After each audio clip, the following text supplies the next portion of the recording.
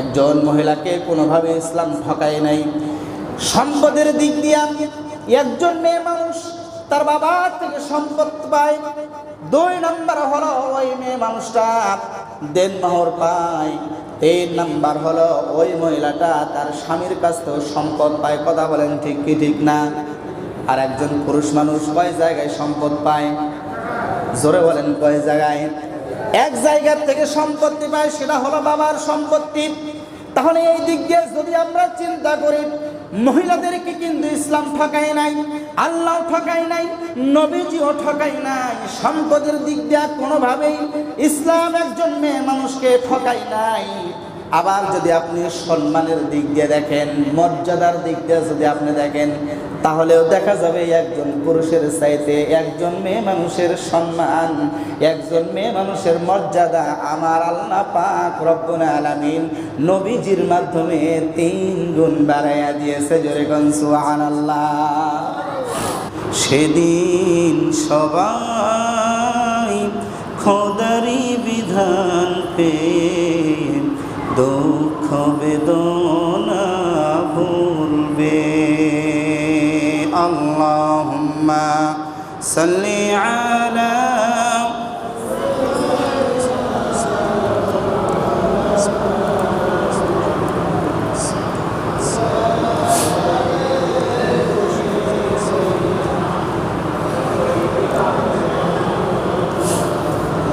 আলহামদুলিল্লাহি রাব্বিল আলামিন। সমস্ত তারিফ, সমস্ত প্রশংসা আল্লাহ সুবহানাহু ওয়া তাআলার জন্য, যে মুনিব, যে রব আল্লাহ সুবহানাহু ওয়া তাআলা আমাকে আপনাকে দলমত নির্বিশেষে হাজারো মানুষের মধ্য থেকে বাছাই করে ছাঁটাই করে মসজিদে নিয়ে এসেছেন জুমার নামাজ পড়ার জন্য।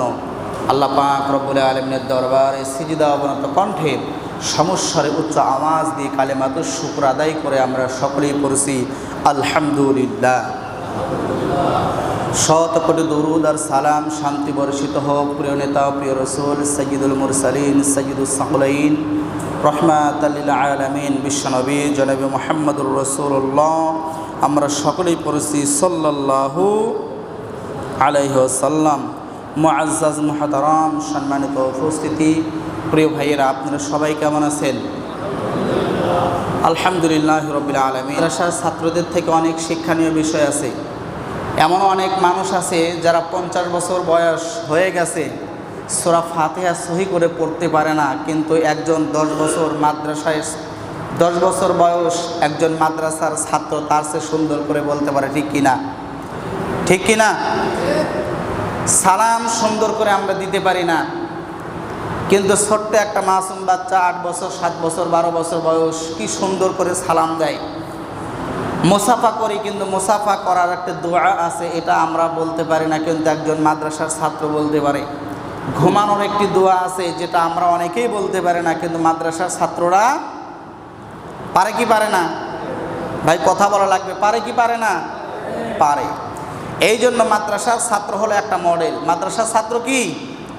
একটা মডেল। মাদ্রাসার ছাত্র হয়ে যদি বিশৃঙ্খলা করে, তাহলে মানুষ আমাদের কাছ থেকে কি শিখবে? এই ছাত্ররা এরাই একসময় জাতির ভবিষ্যৎ হবে। কথা বলেন ঠিক কিনা? এরাই একসময় মিজানুর রহমান আজহারি হবে, এরাই একসময় আব্দুল্লাহ আলামিন হবে, এরাই একসময় মুফতি আমির হামজা হবে, এরাই একসময় তারেক মনোয়ারের মতো হবে, এরাই একসময় আল্লামা দেলোয়ার হোসেন সাইদি সাহেবের মতো হবে। কথা বলেন ঠিক কি ঠিক না? প্রিয় মুসলমান ভাইয়েরা, এই জন্য মাদ্রাসার ছাত্র হলো রোল মডেল। মাদ্রাসার ছাত্র হলো রোল মডেল। এ মাদ্রাসায় যারা লেখাপড়া করে, আল্লাহর হাবিব সাল্লাল্লাহু আলাইহি সাল্লাম এদের তলবে ইলম বলেছেন। কি বলেছেন? তলবে ইলম বলেছেন। আর তলবে ইলমের মর্যাদা কতটুকু? নবীজি বলেন, একজন তলবে ইলম যখন রাস্তা দিয়ে হেঁটে যায়, আল্লাহ পাক রব্বুল আলামিনের রহমতের ফেরেশতারা তাদের নূরের পাখা ওই তলবে ইলমের পায়ের নিচে বিছায়া দেয়। জোরে বলেন সুবহানাল্লাহ। এই জন্য তলবে ইলমের মর্যাদা আছে না নাই? কি ছাত্ররা আছে না নাই? আছে। এই জন্য বিশৃঙ্খলা করার কোনো সুযোগ নাই। আল্লাহ তাআলা যেন সবাইকে কবুল করে, সবাই বলেন আমিন। সম্মানিত উপস্থিতি, আমরা গত জুমায় আলোচনা করেছিলাম একটা বিষয় নিয়ে, আমি আরেকটি বিষয় একটু টাচ দিয়েছিলাম। সেটা হলো আমাদের দেশে বর্তমান একটা ফিতনা, একটা সমস্যা তৈরি হয়েছে। সেই সমস্যাটার নাম হলো নারী আর পুরুষের সমান অধিকার নারী সংস্কার কমিশন। আপনার 300 পৃষ্ঠার উপরে একটি স্মারকলিপি তারা দিয়েছিল, যেখানে 9টা আইন তারা বাস্তবায়ন করার জন্য উঠে পড়ে লেগেছে। যে আইনটা এখনও বাস্তবায়ন হয় নাই, তবে এই বামপন্থীরা চেষ্টা করতেছে যাতে করে খুব দ্রুত এই 9টা আইন বাস্তবায়ন হয়। আমরা আল্লাহর কাছে দোয়া করি এই 9টা আইন যেন বাস্তবায়ন না হয়। জোরে বলেন আমিন। আপনারা কি আমার সাথে একমত আছেন? সবাই একমত আছেন? এই 9টা আইনের প্রথম নাম্বার আইন হলো, তারা বলেছে যে বাবার সম্পত্তিতে ছেলে এবং মেয়ের সমান অধিকার। জোরে বলেন নাউজুবিল্লাহ। আমি একটি পয়েন্ট একটু টাচ দিয়েছিলাম আপনাদের। বাবার যে সম্পদ আছে, এই সম্পদ পুরুষ এবং মেয়ে সমান অধিকার, যেটা সরাসরি কোরআনের বিরুদ্ধে। কথা কোন ঠিক কি ঠিক না? আল্লাহ পাক রব্বুল আলামিন কালামুল্লাহ শরীফের সূরাতুন নিসা 11 নম্বর আয়াতের মধ্যে আল্লাহ পাক রব্বুল আলামিন বলেন, ইউসিকুমুল্লাহু ফি আওলাদিকুম লিযাকারি মিসলু হাযাল উনসায়াইন। জোরে বলেন সুবহানাল্লাহ। আওয়াজ দিয়ে বলেন সুবহানাল্লাহ। সুবহানাল্লাহ বলতে কি খুব কষ্ট হয়? সুবহানাল্লাহ যদি কোনো ব্যক্তি জবান খুলে দিয়ে বলে লাভ হয় কি? বলবো নাকি? আল্লাহর হাবিব সাল্লাল্লাহু আলাইহি ওয়াসাল্লাম বলেন, যদি কোনো ব্যক্তি একবার সুবহানাল্লাহ যদি আওয়াজ দিয়ে পড়তে পারে, জবানটা ছেড়ে দিয়ে যদি পড়তে পারে, আসমান আর জমিনের মধ্যে সমস্ত ফাঁকা জায়গাগুলো আমার আল্লাহ পাক রব্বুল আলামিন নেকি দিয়ে ভরে দেয়। তাহলে সুবহানাল্লাহ পড়লে লাভ না লস? তারা বলেছে নারী আর পুরুষের সমান অধিকার বাবার সম্পত্তিতে, যেটা সরাসরি কোরআনের বিরুদ্ধে অবস্থান করে। সূরাতুন নিসা 11 নম্বর আয়াতের মধ্যে আল্লাহ পাক রব্বুল আলামিন বলতেছেন, আল্লাহ তাআলা তোমাদের সন্তান সন্ততি সম্পর্কে তোমাদের এই নির্দেশনা দিচ্ছে যে পুরুষের অংশ, একজন পুরুষের যে অংশ সমান অংশ 2 জন মহিলা মানুষ পাবে। অর্থাৎ 2 জন মেয়ে মানুষের যে সম্পত্তি, অর্থাৎ আর একটু ভালো করে আপনাদের বোঝাই, একজন পুরুষ মানুষ যদি আপনার 2 টাকা পায়, তাহলে 2 জন মহিলা 2 টাকা পাবে। অর্থাৎ একজন পুরুষ মানুষ যা পাবে সেই সমপরিমাণ সম্পদ পাবে কয়জন মহিলা? জোরে বলেন কয়জন মহিলা? 2 জন মহিলা পাবে। বামপন্থীদের ধারণা হল ইসলাম মহিলাদের ঠকাইছে, নারীদেরকে ইসলাম ঠকাইছে। কিন্তু আল্লাহর হাবিব সাল্লাল্লাহু আলাইহি সাল্লামের মাধ্যমে আল্লাহ পাক রব্বুল আলামিন কালামুল্লাহ শরীফের মধ্যে বলেন না, একজন মহিলাকে কোনোভাবে ইসলাম ঠকায় নাই। সম্পদের দিক দিয়ে একজন মেয়ে মানুষ তার বাবা থেকে সম্পদ পায়। 2 নম্বর হলো ওই মেয়ে মানুষটা দেনমোহর পায়। 3 নম্বর হলো ওই মহিলাটা তার স্বামীর কাছ থেকেও সম্পদ পায়। কথা বলেন ঠিক কি ঠিক না? আর একজন পুরুষ মানুষ কয় জায়গায় সম্পদ পায়? জোরে বলেন কয় জায়গায়?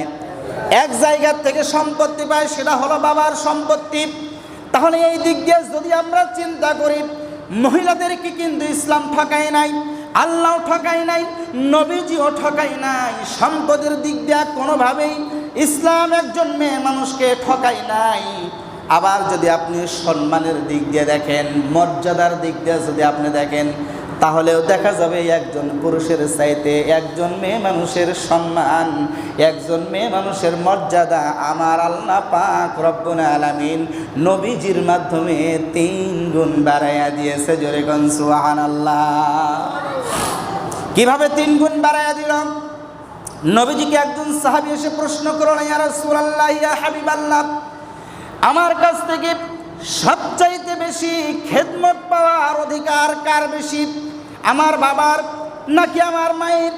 নবীজি বললেন, সুম্মা উম্মুকা, নবীজি বললেন, ও আমার সাহাবী, তোমার কাছ থেকে সবচাইতে বেশি খেদমত যিনি পাবে সেটা হলো তোমার মা।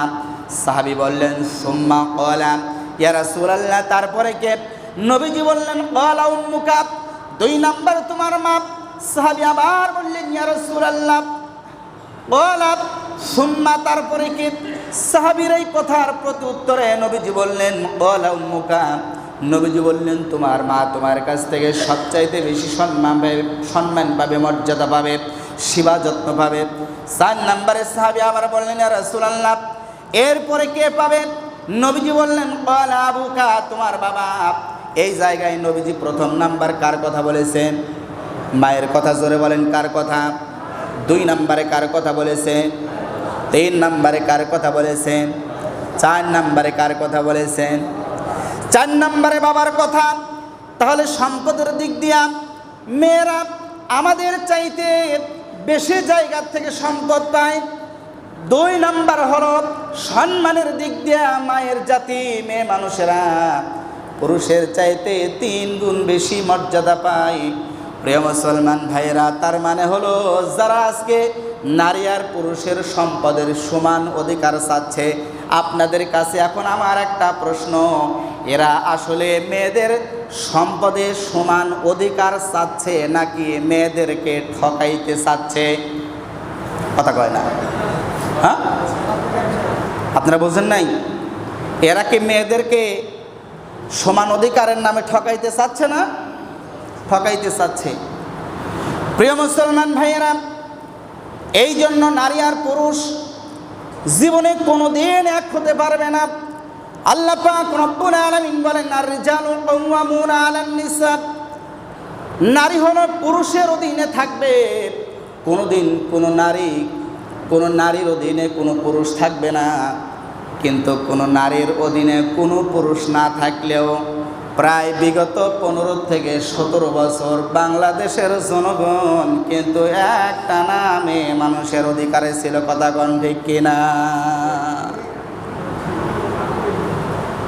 প্রিয় মুসলমান ভাইয়েরা, ছোট্ট একটা উদাহরণ দিলে বুঝবেন, কথা বলবেন না, গভীর মনোযোগ।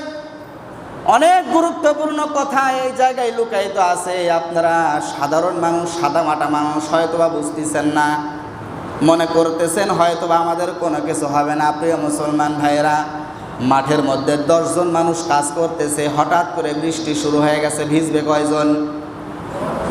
কথা কয় না রে বাবা, কয়জন ভিজবে? সবাই ভিজবে। তাহলে আইন যদি পাশ হয়ে যায়, কোথায় শহর আর কোথায় নগর, কোথায় বন্দর, গ্রাম অঞ্চল কিছুই বাঁচবে না। সব জায়গায় কিন্তু আইনের বাস্তবায়ন হবে। কথাগণ ঠিক কি ঠিক না? নারী পুরুষের যদি সমান অধিকার তাই হয় রে প্রিয় মুসলমান ভাইয়েরা। যত সময় অত্যন্ত কম, আমি খুব সংক্ষেপে পয়েন্টগুলো আপনাদের মাঝে শেষ করার চেষ্টা করব। এরপরে যেহেতু আমাদেরকে কুরবানি সম্পর্কে আবার ব্যাপক আলোচনা আছে। 2 নম্বরে তারা যে আইনটা বাস্তবায়ন করতে চেয়েছিল প্রিয় মুসলমান ভাইয়েরা, বহু বিবাহ রোধ করা। বহু বিবাহ করা যাবে না। একজন পুরুষ মানুষ একটাই বিয়ে করতে পারবে, দ্বিতীয় আর কোনো বিয়ে করা যাবে না।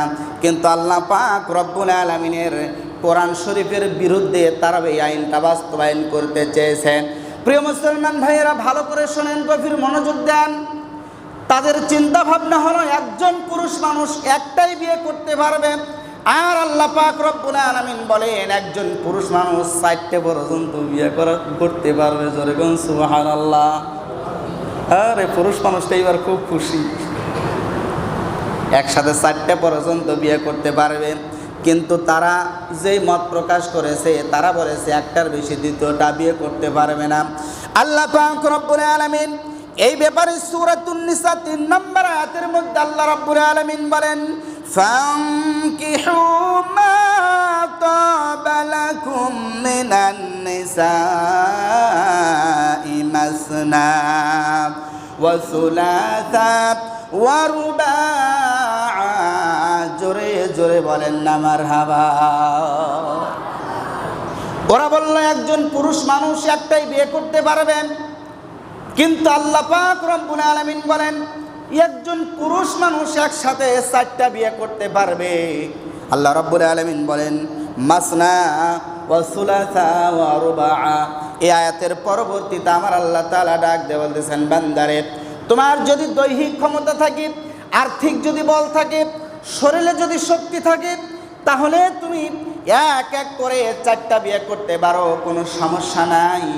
কিন্তু তোমার দৈহিক কোনো শক্তি নাই, যৌবনের তোমার কোনো শক্তি নাই, তোমার অর্থ সম্পদ নাই।